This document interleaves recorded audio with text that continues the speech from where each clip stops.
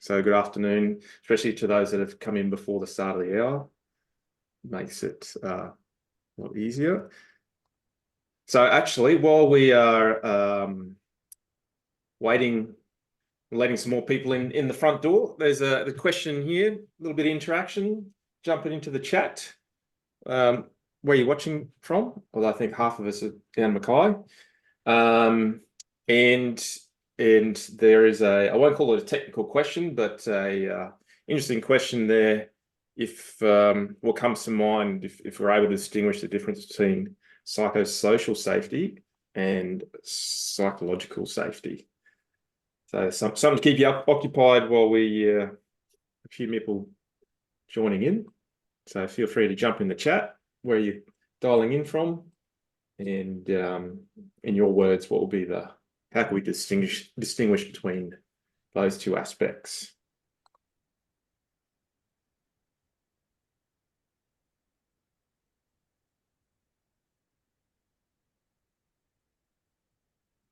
Keep letting some people in while we're typing away there. So, right, admit. Don't be afraid for someone to go first too. All right, so good afternoon, Tamara. Who else? Good afternoon, Michelle. Kurt, good afternoon. Clint, good afternoon as well. Rod, good afternoon. While we're letting people come on in and set up, there's a question there, or two questions there on the screen, which we're inviting people to answer.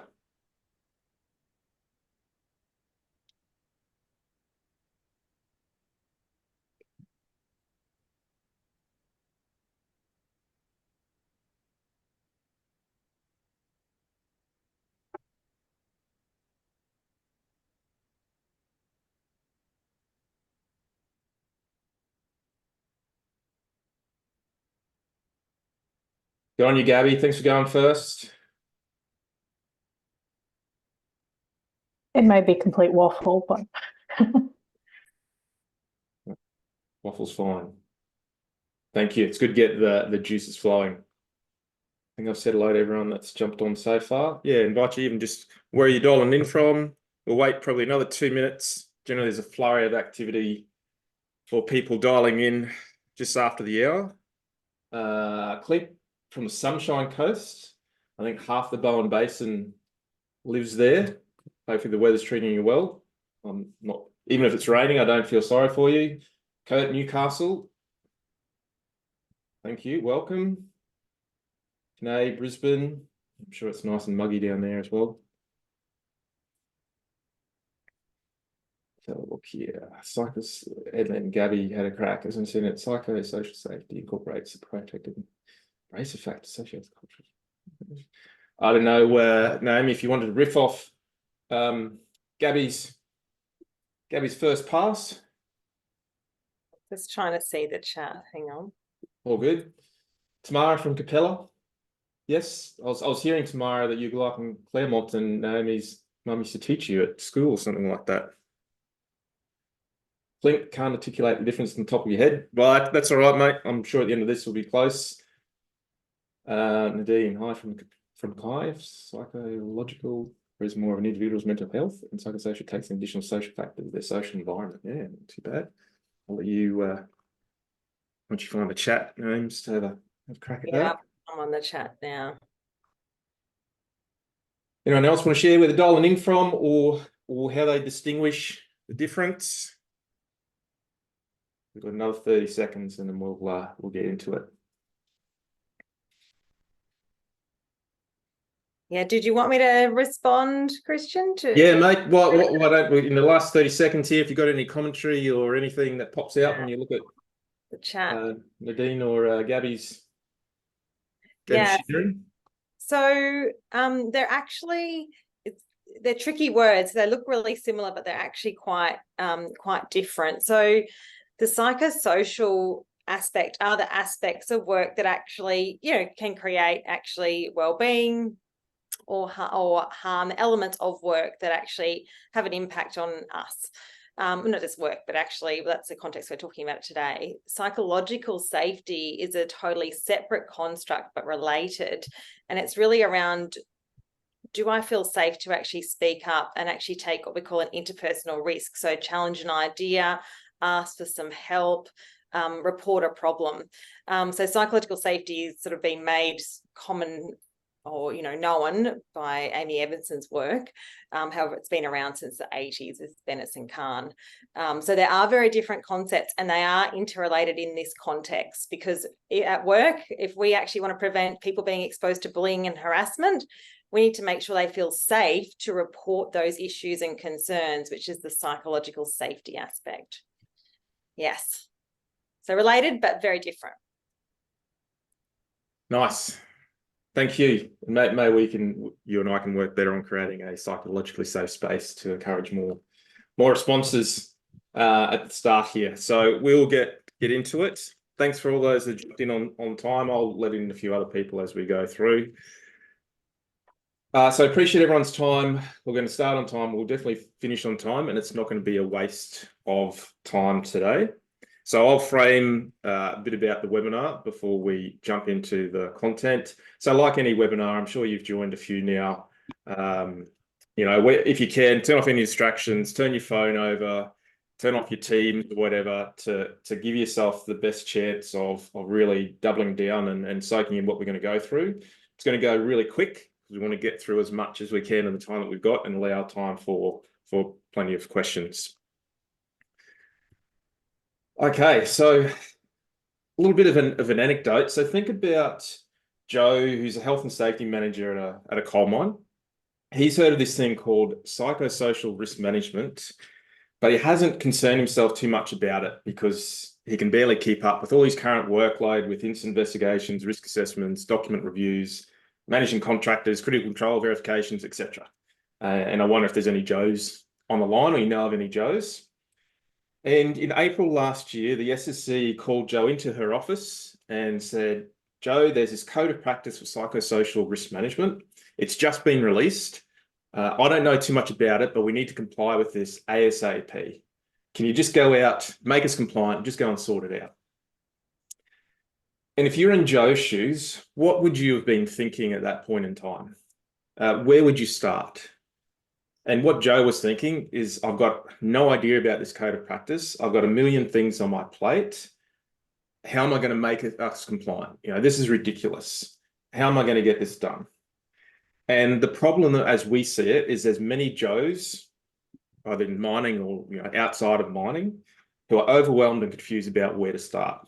And our promise in relation to today, in the short period of time we're on together, that we or Naomi will share these three fundamentals and these key components around psychosocial risk management that, if you get right, will certainly get you on the right path.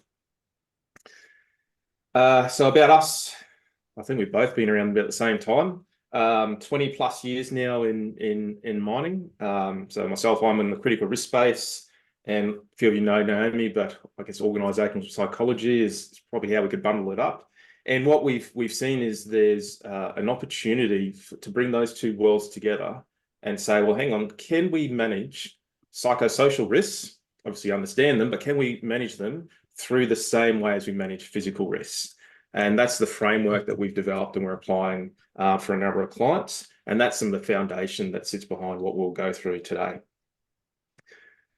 So we're going to move a bit about style. We're going to move fast, and there will be times for interaction and sharing, because obviously anything that we can get back from you can help us tailor the content that is discussed about. And what we'll cover off in terms of the content is we'll cover off then the secrets. We'll go through as much as we can in the time we've got, then jump into some Q&A towards the end, and we're happy to stay on the line after the formal end of the webinar. And at the end, we'll let you know what you can do to get more information, because obviously a 40-minute discussion does not come close to covering everything that could sit underneath this topic. And stick around at the end, we'll talk about what you can do to get a couple of slides. This is being recorded as well, and there is a bit of a free bonus that Naomi's happy to share with people. So here's the second opportunity now for interaction. So what's the hardest part about getting psychosocial risk management right, either in your business or from your experience? And it doesn't even matter if you have done lots of experience. Potentially the starting point could be, look, we just don't even understand it. We don't even understand the terminology. But if you can jump into the chat and just share your perspective, what you've seen on where do you think the pain points are, or the key bottlenecks, or the key constraints. We'll keep an eye on the chat. We'll give plenty of time here for people to share. And we can see it as we come through. Clint, lack of awareness and buy-in from execs. Michelle, risk owners due to the abundance. I know what you're saying. Abundance of workload.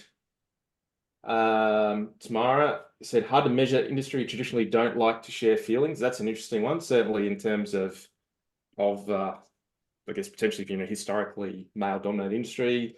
Sharon, getting senior leadership to even understand what it is and the massive body of work needed. I don't know if you want to quickly respond to that one, Naomi, because of what you're seeing. That's such that is such a challenge, and often the good people who are tasked with this project, they have a reasonable understanding, but then when you go and take the piece of work to those leadership and they are on a different page, it makes your job very difficult. Very common. Absolutely. The benchmarks one's interesting. I can talk a little bit about this. Is something that's come up quite a lot. Go for it. What's interesting from the capability to establish, I'm not sure what industry, I think Kurt, you're in mining, to establish robust benchmarks is quite difficult because it is so contextual, these type of hazards. And it's interesting, we've had another client from a different industry outside mining who are very interested in benchmarking. However, to do that effectively, you really need to be able to compare apples with apples. And you might be two mining companies, but you might be in very different operating conditions. One of them might be negotiating an EA, you might be in part of a takeover. So there's some external factors that will really have an impact on those psychosocial hazards internally and actually decrease the ability for that benchmark to be actually equal because you're not comparing apples with apples. Excellent. We got, what else we got there? We got changing the culture towards speaking up, taking accountability. Thank you, Nadine, Gabby. Fluffy language utilised that ostracizes and or alienates coalface workers, or alienates. Oh, there you go. I saw the distinction. Nice. Yeah. Very good. There's some nice ones there, and certainly, if we spend a little bit more time, probably a lot more would come out. So we'll keep moving forward. So obviously there are some pain points. We'll talk about what we can do around them. To those that just joined us, apologies. I didn't keep an eye on the waiting room, so apologies if you are sitting in there for a little bit longer. You haven't missed too much of the content. Okay, so let's jump into the first secret. Naomi, I'll hand over to you. Sure. This first secret actually applies to much of what is on the right-hand side of the screen there. And those challenges that come up, so that lack of understanding, lack of resourcing, lack of actual, truly, I guess, appreciation for what lies ahead is often where people come to us with a problem. And a way to solve that is actually by applying a framework and actually seeking endorsement for that. So what we tend to see is that, imagine if you are tasked with this, as Christian said, you're given the job to go about and actually respond to this code of practice as the SSE has mandated it or the corporate function has. What we tend to see is a lot of those comments on the right-hand side there. And what tends to happen is that people are tasked with this job. They might jump in and do a risk assessment because it's something to do. That's what we typically do when we have to look at managing risks. However, what happens is that we tend to end up in the same situation. So we tend to have people going around in circles.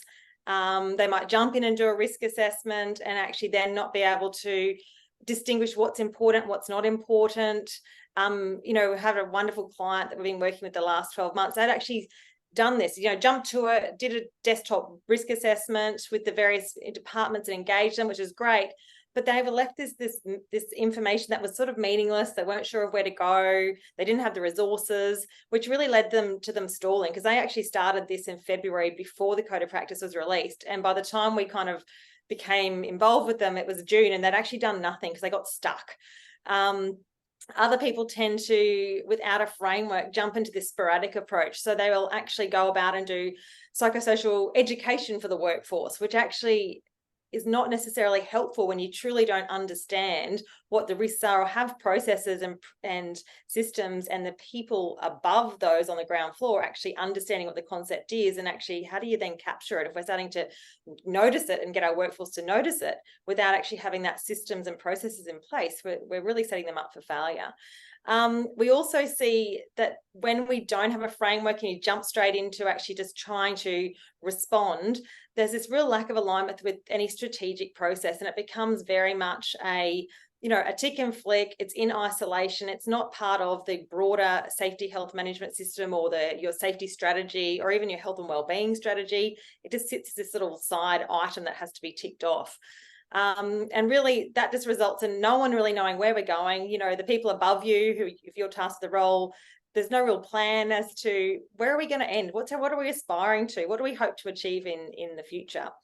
So really, that is where most people come to interact with us.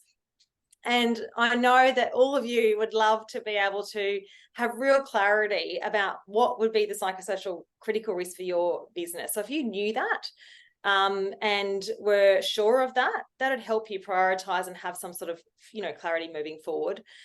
Imagine if you also would be able to have that full support and endorsement, so that you would actually get the resources, the time, the ear of those who actually could make a difference to actually implementing some of your key strategies, implementing and providing resources to actually investigate areas in more detail or build programs in more detail.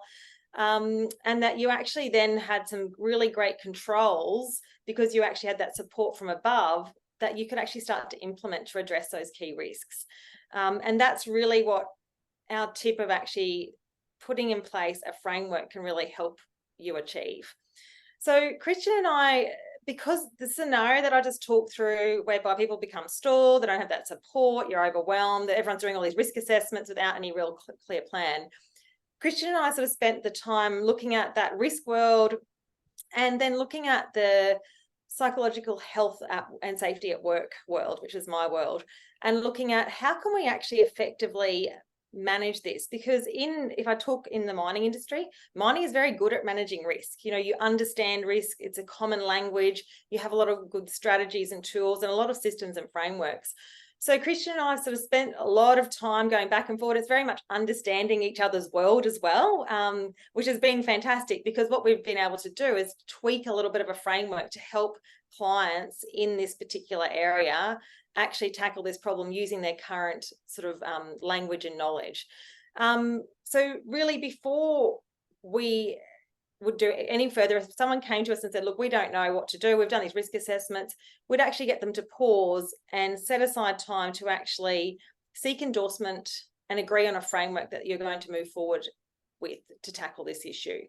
And this is the framework that we've been adopting, and we've had have some experience this year to actually applying this, and have learnt more and evolved this further, which we're not going to cover all those details today. It's more so, I guess, about giving you the starting key tips to hopefully set you up for success. And the first is actually agreeing on some type of framework. And this is the proposed framework that we've been using with our clients.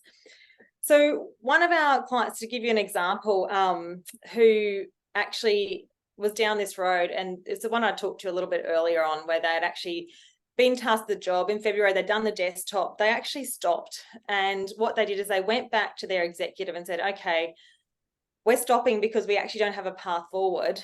We would like to propose a project plan, which included actually the framework. We propose to tackle this area applying this framework. This is how many resources we need. This is how long it's going to take.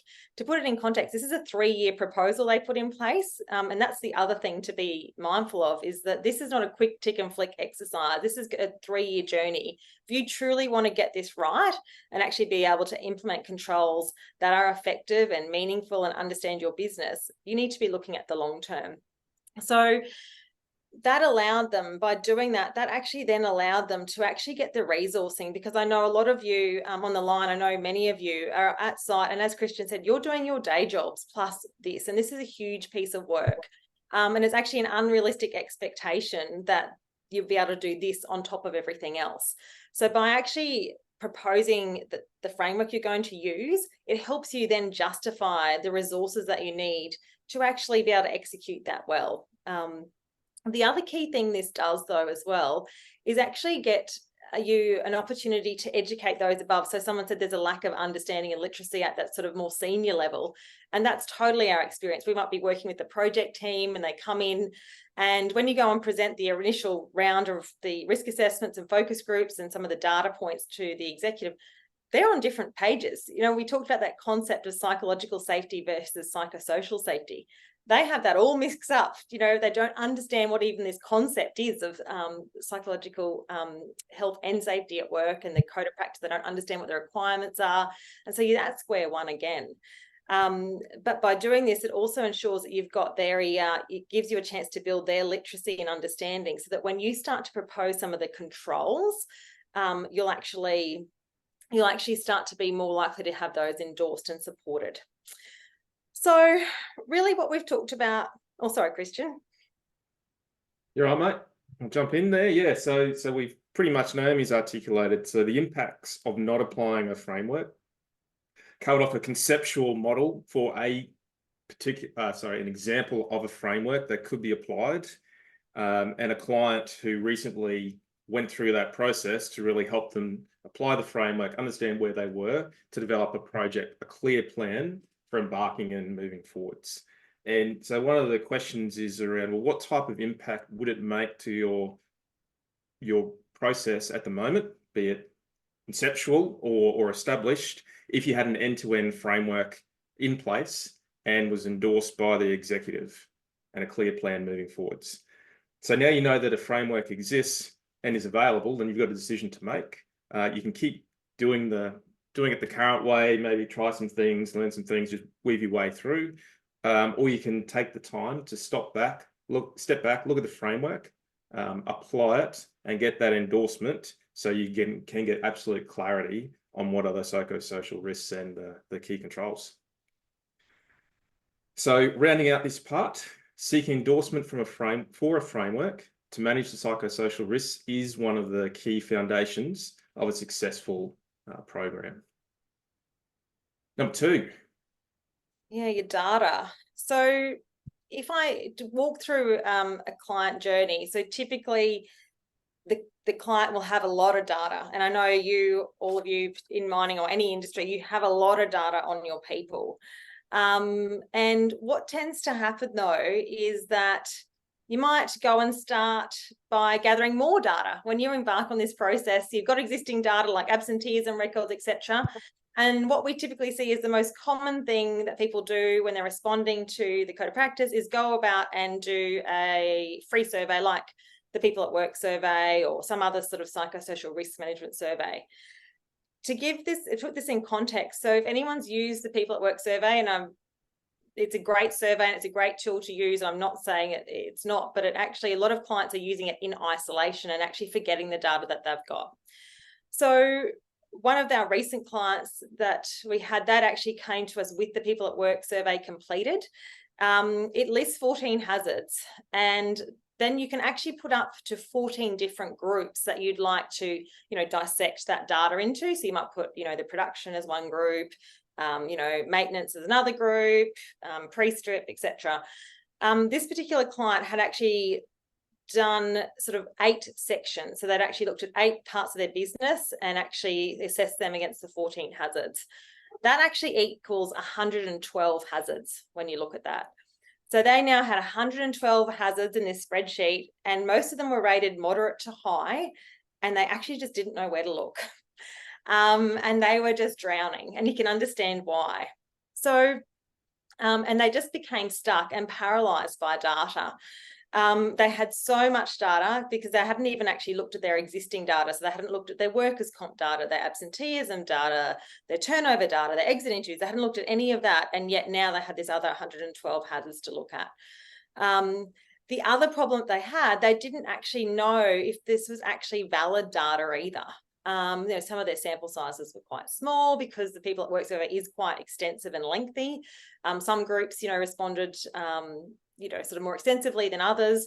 So again, you also had that data integrity issue because of the different work groups and who, volume of who had answered in each of those 8 different groups that they'd utilised. So I don't know if any of you have been down that road. But if you have, what tends to happen is, you can't narrow the priorities down. There's also no context to the data. So you've got these data points without actually the examples and context to actually understand them. So, for example, one of the things that was flagging for them was change management. There's lots of change and uncertainty. And they're a stable business. There's no industrial change. There's no sort of organizational restructure change. They didn't understand what that meant. They didn't understand what that data point was, because it is just a data without actually the context. And context is very, very important to understand psychosocial hazards. The other thing is that you then tend to just zoom in to say on the red hazards, so the things that are flagging red, and you might miss some other really important linkages. So again, there might be some issues around poor supervisor support.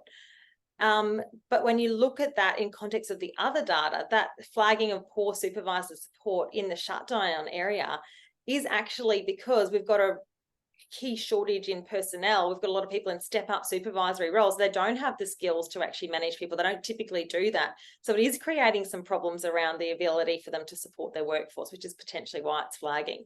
But without looking at it in the context of what's happening in that environment, you wouldn't appreciate that. Again, people are just tired of doing surveys. You might not get data. You might not get people speaking up. People might not feel safe to speak up, which is that psychological safety part. And as I sort of said, you tend to narrow in potentially on the wrong things as well. So things that actually don't make sense, but your survey's showing you that are red. However, no other metrics in your business actually indicate there's a problem. So that's kind of where people come to us when they have their data. I guess what would be nice is if you actually had clarity of where the problems actually were and actually had faith in the actual data integrity. And that the data that you had wasn't just a number, but you understood the context it was occurring. It's occurring in our apprentice group because we actually haven't got a very good onboarding process, or it's our new starter or clean skins who actually are not feeling like they're supported. And wouldn't it be nice if you actually could prioritize it, so then you can actually start to focus your attention. You weren't overwhelmed by 112 hazards and really weren't sure where to put your limited resources. So what we would recommend is actually, before jumping in and doing another survey like the People at Work survey or whatever your other tool, actually pause and actually just start to get an understanding of what, looking at your current data sets, are some of the themes that are appearing. So your absenteeism records are really great. So when you're looking at things like unplanned absences, are they for extended periods of time? If that is the case, potentially, someone's being exposed to something in that work environment that actually is so significant that they actually have to help away from that environment by taking unplanned leave to actually recuperate. So what is happening there? Is there a pattern there? Is it in a particular area or in particular roles?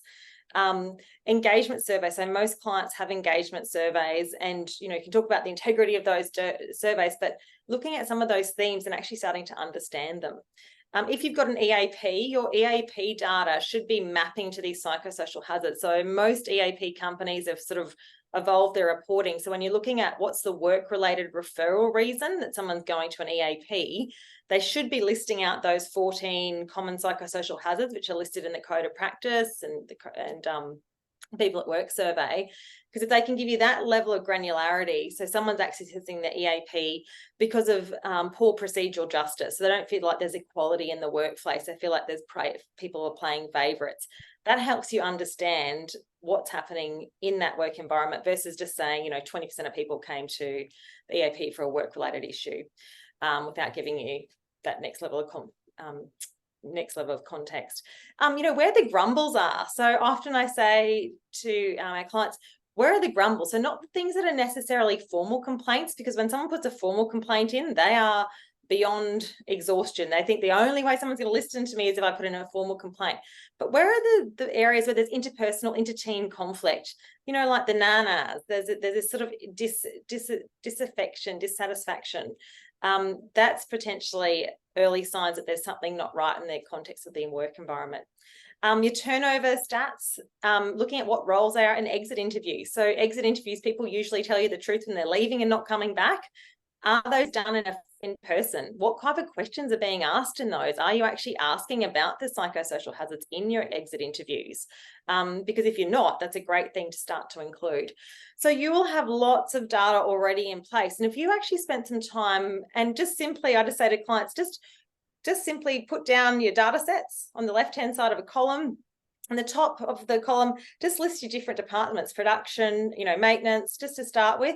And then you might list the type of roles, supervision, frontline, professional, and just see if there's any patterns in those data sets popping up. Because chances are, if there are, that'll start to provide a little bit more context and you can explore a little bit further. I just want to, just the next slide, Christian, I just want to share this example because it was actually a great project that was undertaken for a client. We didn't do the work, but so we just someone who actually, that was sharing their learnings. And they were actually engaged by the client because they had a really big increase in workers' comp cases. So the workers' comp cases for bullying, harassment, the complaints, or the people lodging complaints, claims, increased by 50%. And they just didn't know why. And the company just was panicking and thinking, oh my gosh, we need to implement something around bullying harassment. We've had all this sort of influx of workers' comp complaints. However, when the consultant was engaged, they went back and looked at all of the interviews, the original forms that were submitted, to really truly look at the context. And the bulk of them were not necessarily acts of bullying and harassment within the workplace. They, in fact, were industrial relations issues that had escalated to a point because they hadn't been able to be resolved because of a variety of reasons. Some of it was around the capability of the frontline leader to deal with those, that they actually were escalating, similar to that example I gave you before, because the individuals felt there was no other option. So if you think about that, without understanding that hazard properly, what the company was planning to embark on was a whole piece of work on bullying, harassment, education, training, improving their reporting processes, when in fact, the causal factor was actually poor interpersonal relationships, the skills of the leaders to actually deal with those industrial issues in a contained point of view, and these issues in a contained sort of silo, and actually for the employee to feel like they're responded to and heard was lacking. So the control is very different when you truly understand what the hazard is. So context is king when you're looking at data. Nice. So Naomi's just encapsulated there the impacts of not considering your current data, or being overwhelmed with data, or going off and finding more and more data to look at. So that what is the existing data can be collected and analysed. And as an example, well, two different examples, clients who looked at their data and learned a whole bunch of stuff they were previously unaware of, and then they could do something about it by going that level of granularity and understanding the context. So again, what type of impact could it make on your psychosocial risks already if you had control of your data or looked at the right data? And so now you know there is a process and what the data sets are. Then you've got a decision to make. You can continue again going down the same path as we are, or take the time and space, find the data, do some interrogation to understand and get clarity on the risks and where do you need to start.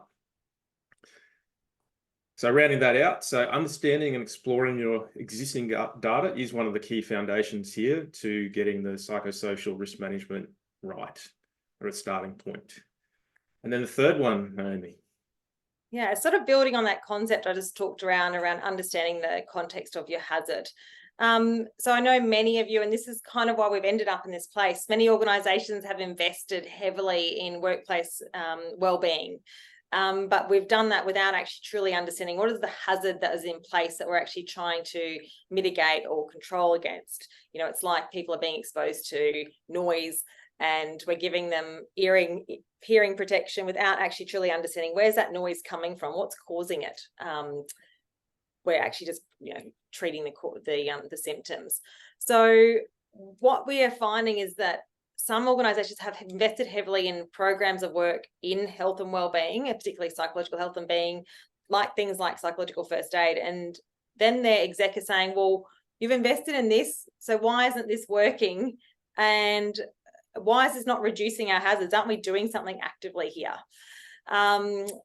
And that scenario, for those of you on site, is quite confronting. And it's not because of lack of wanting to actually provide, support. We all are well-intentioned. We want to improve the well-being of our workforce. Some of the things we have been utilising may not have actually yielded the outcomes because they don't truly relate to the hazards. So if you have invested heavily as an organisation, but are still finding you've got the injuries, it's potentially in the wrong place. And you potentially don't actually understand what the causal factors are. So if your workers' comp's going up, despite the investment, and we track those, and if you look at the company's investment and their compensation stats, they're both increasing, which doesn't make sense.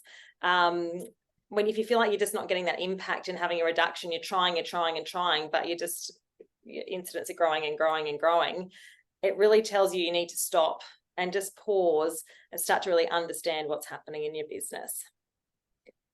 So imagine if you could do that and you actually were very, very clear around what was the thing that was causing hearing damage. You could then actually test out controls to see if they actually have an impact at reducing the exposure of that noise, actually eliminating that noise altogether. And if you're able to do that, then that's when you start to see the real payback in those controls, and the control effectiveness starts to really increase. And one of the really interesting parts of this journey that I have learned when talking to Christian is, and something that really has added a lot of value for our clients, is actually the control effectiveness piece of the critical risk management process, because it really helps the clients really stop and think about whether or not the controls they have in play actually are effective and are related to the hazards. And we finished a report just before Christmas for a client on this journey, and they had, let's say 25 controls that they'd identified as controls to manage psychosocial hazards. And when you actually applied the control effectiveness testing criteria and actually looked at them against the hazards that were identified, most of them were poor. So most of them were not doing their job at all, and probably never would. So they were a little bit upset about that. However, it then allowed them to focus and understand where they needed to invest moving forward. So it's a really valuable exercise, and something that I, wouldn't have probably truly appreciated until utilising the process in the critical risk framework. So what we tend to do in this stage to help you, and I just wanted to give this as an example, to help you truly understand the context of the hazard, what we tend to do is, if you work through the framework, is seek that endorsement. Then we gather those data sets to actually understand where your hazards are. You might then actually also do something like the People at Work survey or some psychosocial risk management, risk assessment tool. But then what you're doing is very clearly you're running then focus groups, which actually their purpose is actually to understand and get the context of those hazards. So you're not blindly running focus groups and saying, hey, what do you think is the problem here? What stuff makes you sick at work? What stuff makes you well? You actually are running a very targeted process to truly understand the hazards that have been flagged, the priority hazards, and actually understand what it looks like for those employees who are impacted, and what are some of the preventative and mitigating controls. And so we have used that process to then start to inform that sort of final step. The general focus group then informs that final step of actually understanding, utilising the bow tie process. And again, you talked about leadership or people not understanding this whole space. This process has been the other game changer in really building the literacy and understanding as to how we manage these psychosocial hazards. So that's been the other real win for utilising this process. The penny starts to drop and they start to understand why we just can't do resilience training. That's not making a difference. It's because it's actually not related. We wouldn't accept that when we were managing any other hazard as just having a training program as an administrative control. We need to understand what are the causal factors. So that process and utilising this has really been a game changer for our clients on this journey, the education piece. So I just wanted to share this one example of a case where this all sort of came together when we were looking at actually the professional group, and it was in the tech services area. The tech services department had a really high turnover. Their hazards were flagging as role overload. The other hazard flagging in their particular area was lack of supervisory support and procedural justice. And when we actually ran those focus groups and truly started to understand, they also had leave balances were excessive, so no one was taking leave. And when we actually started to, the other flag in their data set was that their spend on contractors was really high, because their leader basically couldn't get justification for budget to increase, their FTE numbers. So they were kind of trying to manage and support their workers by actually getting contractors to cover that excessive workload. When we truly understood that story, it was much easier to start to actually make some recommended controls that were effective. So really the control here was, you've got a resource gap. We're filling it with people who are contractors. That resource gap isn't going to change. We've had to do that for X number of years. It's burning our people out. They feel like no one's listening to them. They're drowning. By putting that full story together and actually framing it as a psychosocial hazard, it made it much easier for that leader to actually justify why we actually need to actually have those FTE positions. We actually realistically, if we don't do them, we are creating this hazard, and we're just trying to mitigate. We're just putting hearing protection on. Until we actually increase our resource and capability, that hazard's not going away, and nothing's going to fix that hazard.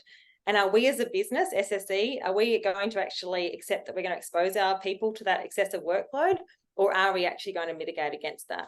So it actually was an interesting example of a resource planning example that wasn't being addressed and actually was creating a hazard for someone. But without going through that bow tie, that journey, it was a known hazard in that people were swamped, but everyone sort of dismissed it as they're just busy. They always say they're busy, but they're not. But they really were. And they were managing it by utilising contractors to cover. So it was a really good journey to actually eliminate that hazard for that work group. Of course, finding people is difficult, but at least they've actually got the opportunity to. So rounding this section out, so Naomi's described and discussed the impacts of wasting time and effort and resourcing if you don't understand the hazard and the controls. The three stages to go to that point, which culminates in the bow tie process, and a client who just took action to manage or understand the causation, and then look for effective controls to negate or prevent that causation from leading to that unwanted outcome. So what type of impact would it make within your organisation or the psychosocial risk management process if you had clarity on the causes and what the effective controls are or needed to be to manage these risks? So rounding this bit out, so tapping into your workforce's knowledge to inform that process at the start based on solutions to manage psychosocial hazards is one of the secrets to effective psychosocial risk management. So there's probably a wealth of reasons why people rocked up today. We talked about some of the pain points at the start. Could be a lack of clarity, not sure where it is. People don't understand SLT, not engaged or supportive. Want to know what good looks like, because a lot of people are doing lots of stuff out there as well. What we do know is seeking endorsement for a framework to manage the risks is an essential foundation.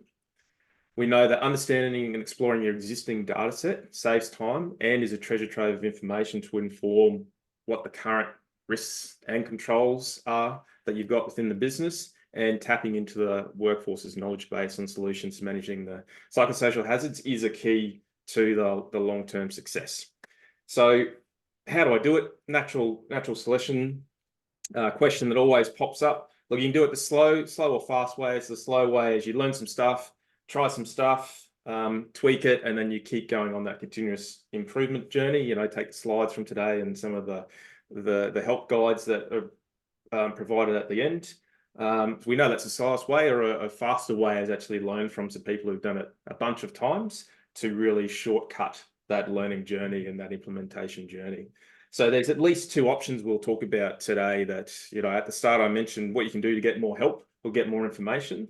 So the first one is, and kindly Naomi's volunteered to do this, is pretty much a gap analysis of your current organisation's process, or even thinking around the process, be it if it's encapsulated inside a risk assessment or a procedure, or it's just a conceptual idea, against the framework that we've got and the different codes of practice. So certainly we'll let you know up front, it's not for everyone. So if your organization has got this under control, or you're happy with your knowledge and skills, or plan moving forwards, and you don't have some of these pain points, it's probably not for you. But those that think, look, our framework could do with a bit of a polish, or we're not quite sure, or we don't really think we have the skills and experience within our organization, this certainly is for you or your organization. Because ultimately, well, no, I'll let you call it out, because this is certainly the mission of your organization. This is our opportunity to really, create workplaces that make people well. And I think those of you I've known for a long time, it's been a passion area, particularly for me. And Christian has the same sort of shared set of values. But if we can get this right, we'll have sustainable change that really create workplaces that are protective factors for individuals. And that's really exciting. So if we best well think of this as a long-term journey, not a, tick and flick, then we'll set ourselves up for success to make some real change. 100% lines up with our vision too of saving lives at work, which we know if we get this stuff wrong, can impact on that as well. And how it works, look, it's pretty simple. Is just sending what you've got through to the email address, which Lovely's putting in the chat there at the moment. Then the gap analysis is performed against the framework, and then there's a quick call at the end to talk through. Look, this is what we went through. This is what we found. And this is potentially your path moving forwards. So Lovely, if you can just put that email address in the chat. Benefits. I wish this was around when I was a health and safety manager, because essentially, someone else does the work. There's no cost, and you get informed at the start of, where the potential low-hanging fruit is, and you're leveraging off the skill set. So certainly, we do the bulk of it, but if there's any tie into the critical risk side of things, then certainly I'd be involved as well, which that framework, certainly supports. And, again, you get if Naomi said it's a 3-year journey, well, what are some things that could be done right now? What are some simple tweaks that can be made to the process, or some key foundation steps that need to be made happen before moving forwards? So look, Lovely's got the thing in the chat.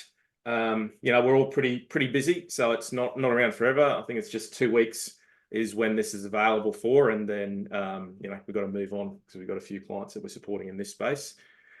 Look, so that's the one. I encourage you to take advantage of that. And then the second one, which you probably saw that we talked about, there was a course masterclass at the tail end of last year.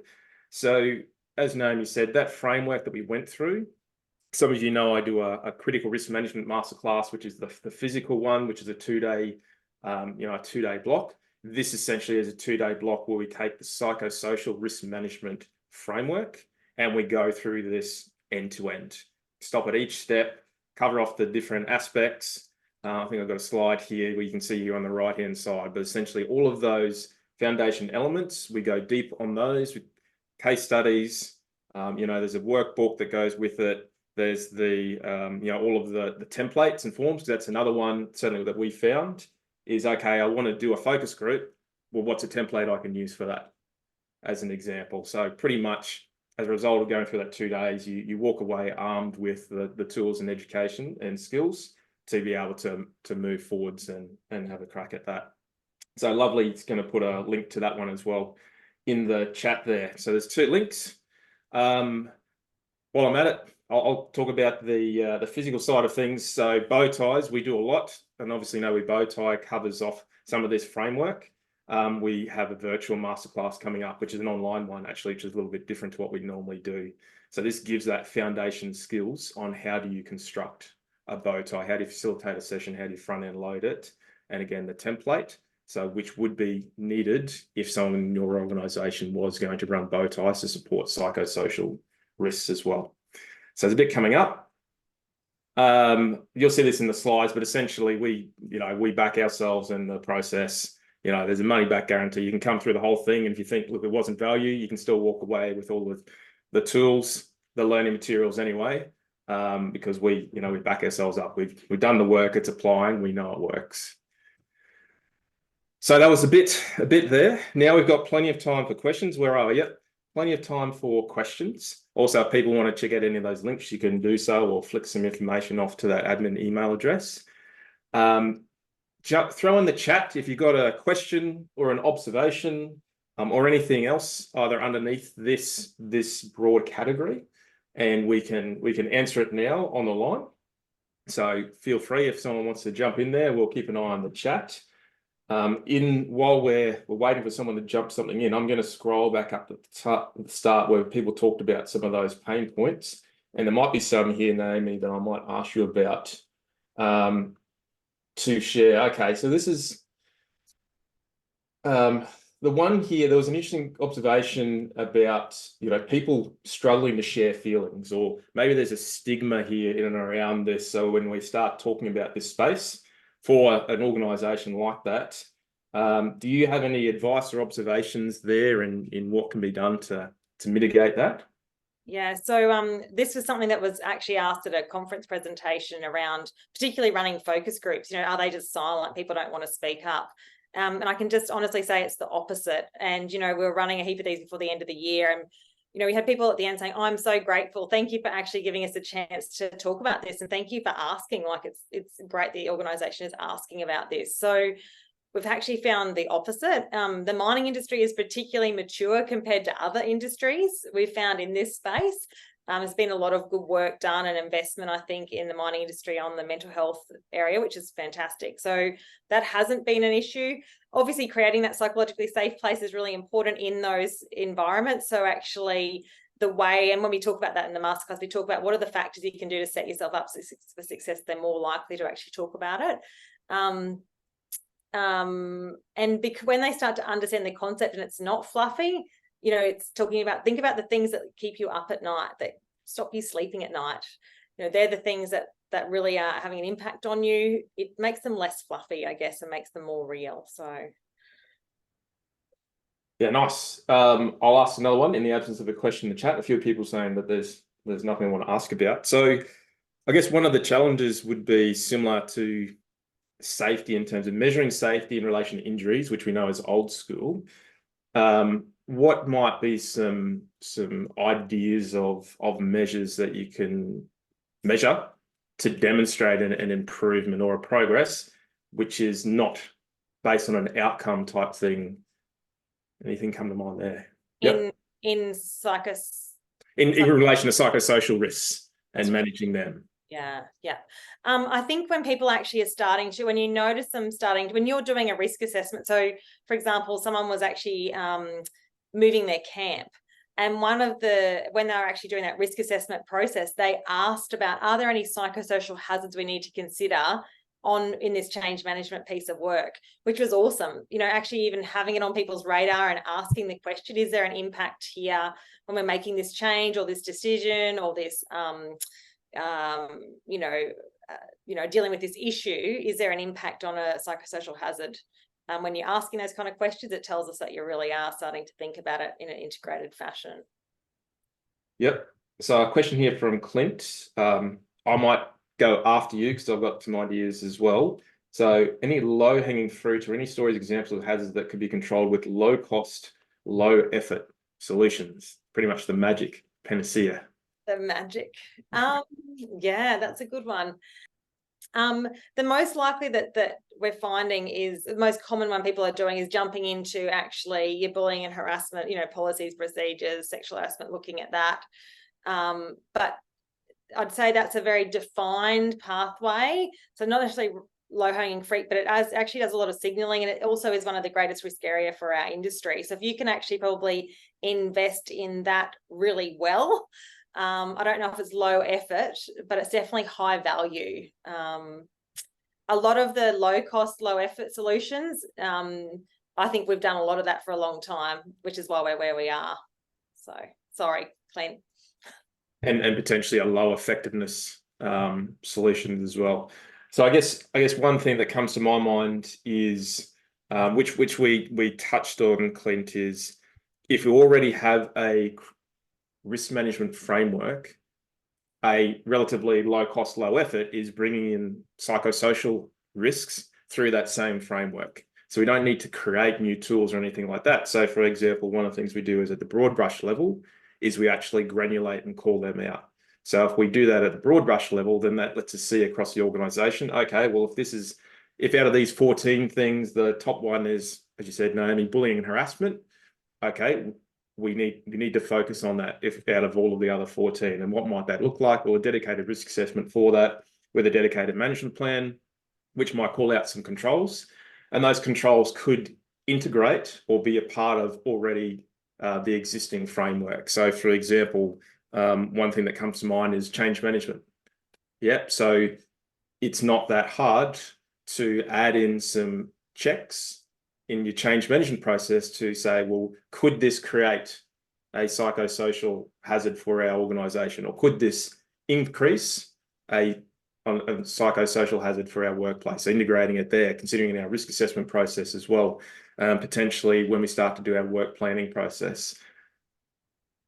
That's also what we, you can play around with, is look at the existing risk management and control strategies and see how can we overlay or integrate, not just considering physical risks, but psychosocial risks as well.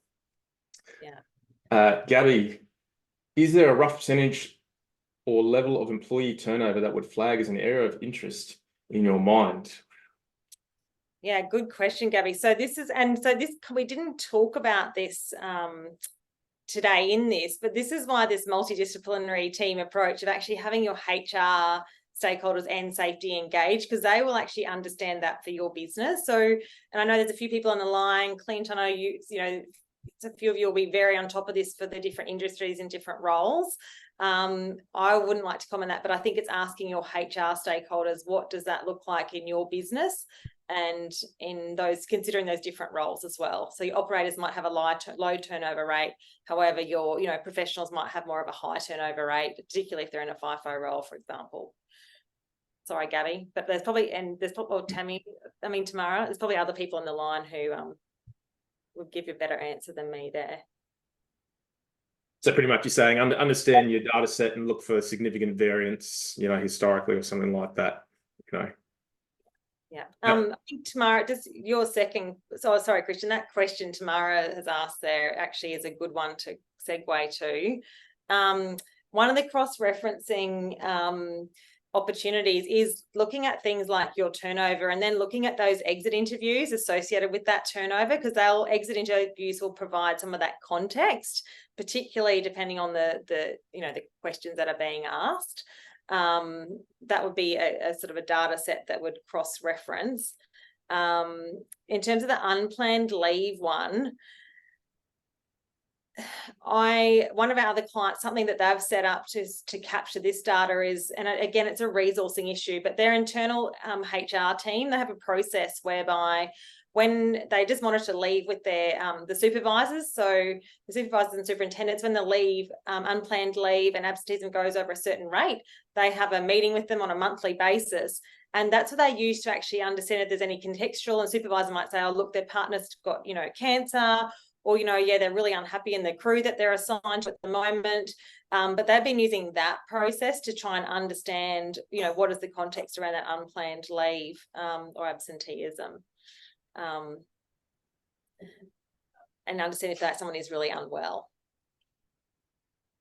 Excellent. Look, feel free, everyone, to keep dropping questions in the chat. We'll happily stay on the line after the formal end here if people want to keep talking about things, but conscious of time and people's times for those that are going to jump off before the end. So as you mentioned at the start, there are some, to get a copy of the slides, just let us know at the Impress Solutions email address, and the audio as well. So lovely to put that in the chat. And also Naomi's kindly put together a bit of a risk management tips here, which also can be used. Did you want to add any extra context to that tool at all, Naomi?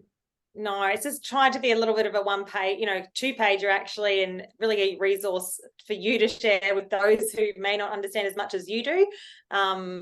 Really just trying to help that literacy piece. Excellent. Whatever helps. Look, you both know where we are. So I think you've already found us on the traps. So that's it. Naomi, any last words or considerations before we jump off? No, I just think those of us who are in mining, we're really well placed to do this well. So, thank you for joining us. And Christian and I, we've learnt a lot, like even, our 12 months of actually applying this you know, it's very different to when we started. So that's been really valuable, and I'm sure you know, we can share those learnings with you too. Absolutely.